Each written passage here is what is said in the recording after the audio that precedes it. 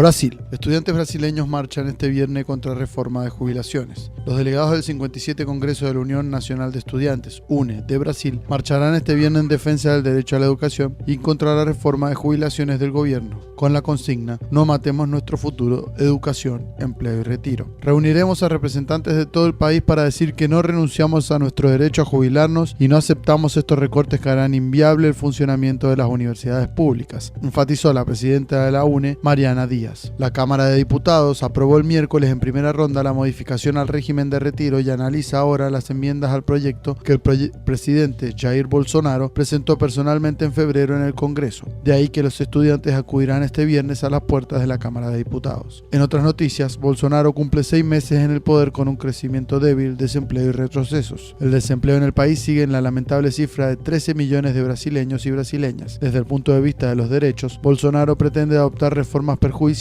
para los trabajadores. Aún antes de completar 200 días en el gobierno, el mandatario y su ministro de Economía, Paulo Guedes, intentan aprobar en la Cámara de Diputados su plato principal para el mercado, la reforma de las pensiones.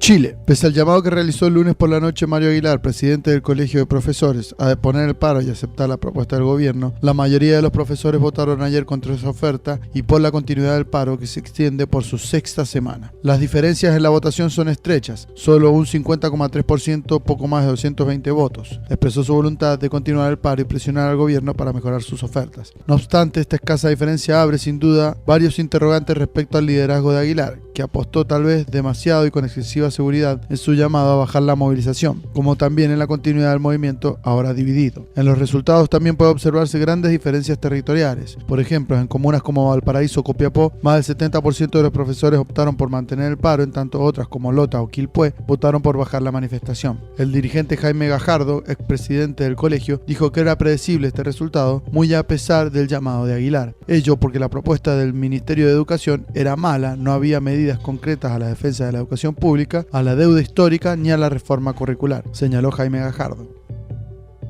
Colombia. Maestros colombianos piden protección para los líderes sociales. Bogotá. La Federación Colombiana de Trabajadores de la Educación, FECODE, pidió hoy medidas para proteger a los líderes sociales en Colombia, al tiempo que convocó a marchar por la vida el próximo 26 de julio. Más de 750 líderes han sido asesinados desde el 2016 por defender los derechos de las comunidades a la vida digna, a la preservación de sus territorios, la protección de los ecosistemas, el cumplimiento del acuerdo de paz y a la restitución de tierras, acorde con información divulgada recientemente. Nelson Alarcón, presidente de la FECODE, en un video divulgado en Twitter, expresó: "Exigimos al gobierno nacional tomar las medidas necesarias y contundentes para proteger a nuestros defensores de derechos humanos, a nuestros líderes sociales, sindicales y al magisterio colombiano". Desde finales de junio último, el movimiento Defendamos la Paz de Colombia llamó a una movilización mundial el próximo 26 de julio en las principales plazas de este país y del mundo para exigir que se ponga punto final a los asesinatos de líderes sociales en Colombia. En noticias relacionadas, en Colombia 7 precandidatos han sido asesinados según informes sobre violencia política. Así lo mencionó la Misión de Observación Electoral, MOE, durante un reciente informe de balance sobre violencia política en Colombia, previo a las elecciones locales de octubre de 2019. El alarmante informe señala que en octubre de 2018 y junio de 2019, 5 aspirantes a la alcaldía y 2 al consejo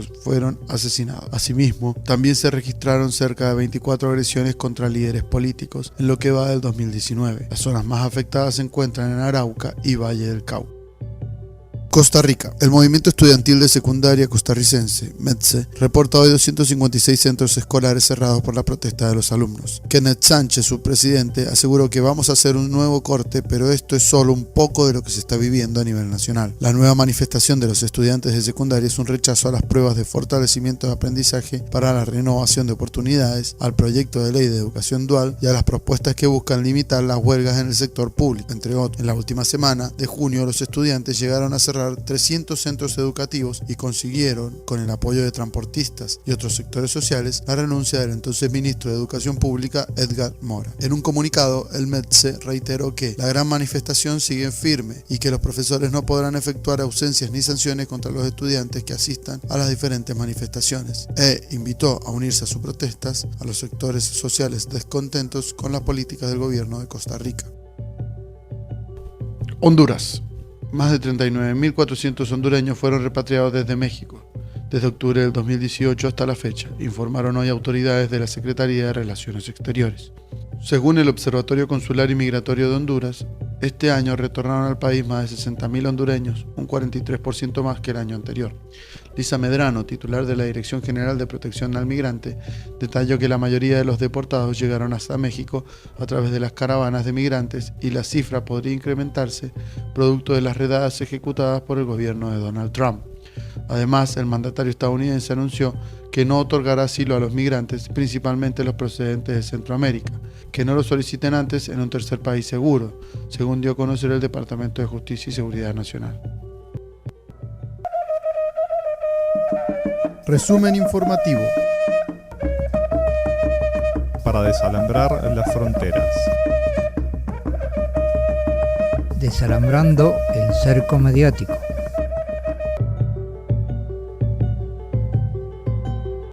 Haití. Cercana a la fecha de elecciones legislativas en Haití, previstas para octubre próximo, líderes políticos expresan hoy su pesimismo con el cumplimiento de ese cronograma que debe renovar a un tercio del Parlamento. Ya en marzo pasado, el presidente del Senado, Cal Murat Kantabé, puso en duda la realización de los comicios poniendo como argumento la actual crisis sociopolítica y económica, la inseguridad de los barrios populares, la inexistencia de un presupuesto nacional aprobado y la ausencia de leyes electorales y orgánicas del Consejo Electoral Provisional, y dijo que hablar de las elecciones de octubre del 2019 es una referencia a algo ficticio. Desde marzo a la fecha, la situación sociopolítica y económica se ha agudizado y el país experimenta una fuerte inestabilidad, marcada por repetidas protestas, huelgas e incremento de la inseguridad, en especial en las zonas más desfavorecidas. En mayo pasado, la Oficina Nacional de Identificación anunció que los documentos de identidad están disponibles para todos los ciudadanos, por lo que más de 3 millones de haitianos que hoy carecen de cédulas podrán ejercer su derecho al voto. Para el presidente Jovenel Moïse, la celebración de esta contienda es una realidad y recientemente afirmó a la prensa extranjera la necesidad de despolitizar y fortalecer al Consejo Electoral Provisional para inspirar confianza en las próximas elecciones parlamentarias de octubre. Sería la primera vez en 15 años que el gobierno haitiano realizará unos comicios sin las fuerzas de acompañamiento de las Naciones Unidas, que ponen punto final a su extensa misión en Haití el 16 de este mes.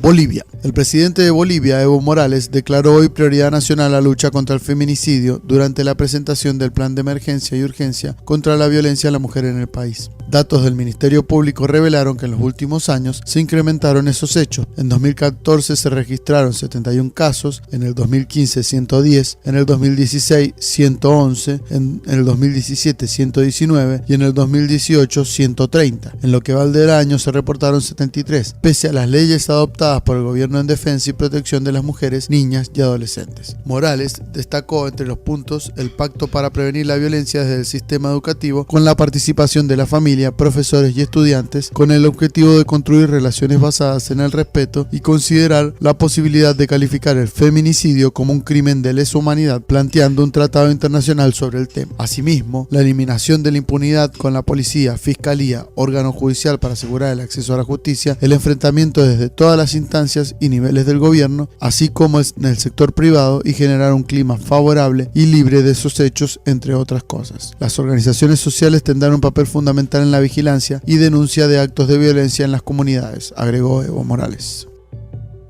México. Asesinan a exintegrantes de la Coordinadora Regional de Autoridades Comunitarias Pueblos Fundadores. Los exintegrantes de la coordinadora, David Domingo Alonso y Marcelino Pedro Rojas, fueron hallados muertos este 9 de julio en la carretera Xilapa-Hueycan-Tenango, luego de que fueran reportados desaparecidos desde el lunes, cuando participaron en una protesta en la que exigían la entrega de fertilizantes para 14 comunidades nahuas de los municipios José Joaquín de Herrera y Xilapa de Álvarez en Guerrero. Entre otras noticias, exigen intervención de las autoridades frente a ataques contra defensores de las tierras en Chiapas. Ante la campaña de amenazas, intimidaciones y difamación contra defensores de la tierra y el territorio en el municipio de Chilón, Chiapas, el Observatorio para la Protección de los Defensores de Derechos Humanos solicitó a las autoridades mexicanas intervenir y garantizar la seguridad de las organizaciones y sus integrantes, así como adoptar de manera inmediata las medidas necesarias para poner fin a los ataques. El observatorio señaló que las agresiones han ocurrido contra las comunidades y organizaciones sociales que han venido manifestando su oposición a la construcción de la carretera San Cristóbal-Palenque y del Tren Maya, por los impactos que ocasionan al medio ambiente y a sus territorios. En otras noticias, el secretario de Relaciones Exteriores, Marcelo Ebrard,